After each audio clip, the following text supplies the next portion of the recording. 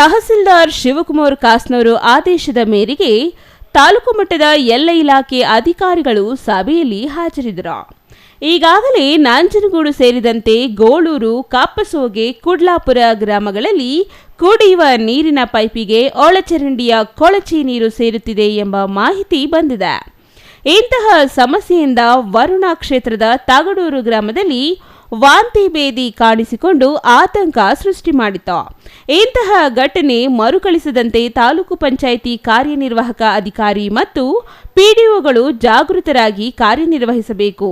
ಏನಾದರೂ ಗ್ರಾಮಗಳಲ್ಲಿ ಸಮಸ್ಯೆ ಕಂಡು ಬಂದಲ್ಲಿ ಪಿಡಿಒಗಳೇ ನೇರ ಹೊಣೆಗಾರರಾಗಬೇಕಾಗುತ್ತದೆ ಎಂದು ಎಚ್ಚರಿಸಿದರು. ಮುಂಗಾರು ಮಳೆ ಹೆಚ್ಚು ಪ್ರಮಾಣದಲ್ಲಿ ಕಾಣಿಸಿಕೊಳ್ಳುತ್ತದೆ ಎಂಬ ಮಾಹಿತಿ ಈಗಾಗಲೇ ಹವಾಮಾನ ಇಲಾಖೆಯಿಂದ ಖಚಿತವಾಗಿದೆ.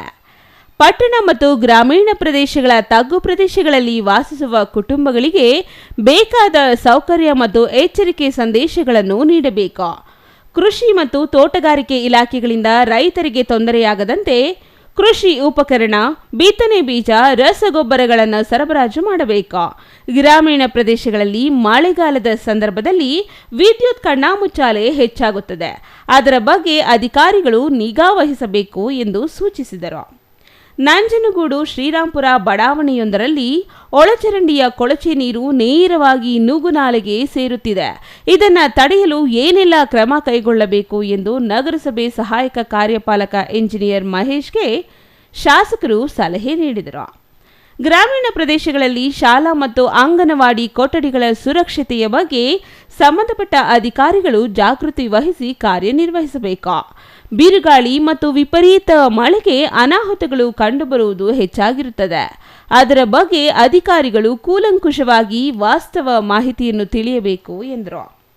ಈಗಾಗಲೇ ಕೆಲ ಭಾಗಗಳಲ್ಲಿ ಶಾಲಾ ಮತ್ತು ಅಂಗನವಾಡಿ ಕಟ್ಟಡಗಳು ಶೀತಲ ವ್ಯವಸ್ಥೆಯಿಂದ ಸಮಸ್ಯೆ ಕಂಡುಬಂದಿದೆ. ಏಬ್ಜಾಲ ಗ್ರಾಮದಲ್ಲಿ ಉದ್ಘಾಟನೆಯಾಗದ ನೂತನ ಶಾಲಾ ಕೊಠಡಿ ಸೋರುತ್ತಿದೆ ಎಂಬ ಮಾಹಿತಿಯನ್ನು ಗ್ರಾಮಸ್ಥರೇ ತಿಳಿಸಿದ್ದಾರೆ.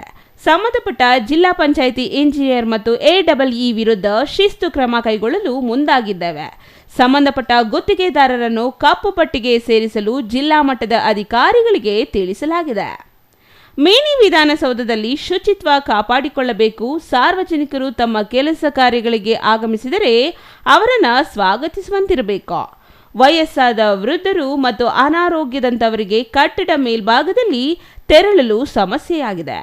ಕೂಡಲೇ ಲಿಫ್ಟ್ ವ್ಯವಸ್ಥೆಯನ್ನು ಕಲ್ಪಿಸಬೇಕು. ಬರುವ ಸಾರ್ವಜನಿಕರಿಗೆ ಕುಡಿಯುವ ನೀರಿನ ವ್ಯವಸ್ಥೆಯನ್ನು ಪ್ರಮುಖವಾಗಿ ಕಲ್ಪಿಸಬೇಕು.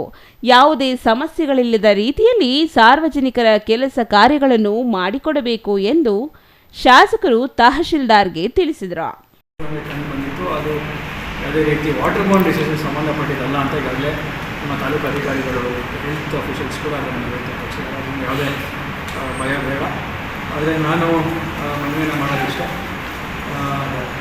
ಈ ಒಂದು ಮೀಟಿಂಗಲ್ಲಿ ನಾವು ವೆದರ್ ರಿಪೋರ್ಟ್ ಮುಂದೆ ನೋಡೋದ್ರಿಂದ ಇನ್ನೂ ಹೆಚ್ಚಿನ ರೀತಿ ಮಳೆ ಆಗ್ತದೆ ನಮ್ಮ ಭಾಗದಲ್ಲಿ ಏನಿದೆ.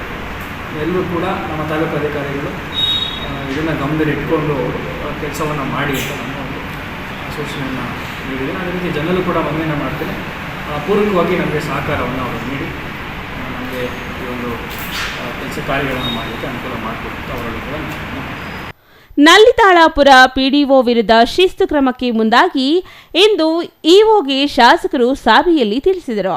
ಗ್ರಾಮೀಣ ಮತ್ತು ಕುಡಿಯುವ ನೀರು ನೈರ್ಮಲ್ಯ ಇಲಾಖೆ ಅಧಿಕಾರಿಗಳಿಗೆ ನಂಜನಗೂಡು ತಾಲೂಕಿನ ಅತ್ಯಂತ ಗ್ರಾಮೀಣ ಪ್ರದೇಶಗಳಲ್ಲಿರುವ ಆಸ್ಪತ್ರೆ, ಶಾಲಾ ಮತ್ತು ಅಂಗನವಾಡಿ ಕಟ್ಟಡಗಳಲ್ಲಿ ಉತ್ತಮ ನೀರಿನ ವ್ಯವಸ್ಥೆ ಇದೆಯೋ ಎಂಬ ಮಾಹಿತಿಯನ್ನು ತಿಳಿದುಕೊಳ್ಳಬೇಕು ಎಂದು ಸಭೆಯಲ್ಲಿ ಸಲಹೆ ನೀಡಿದರು.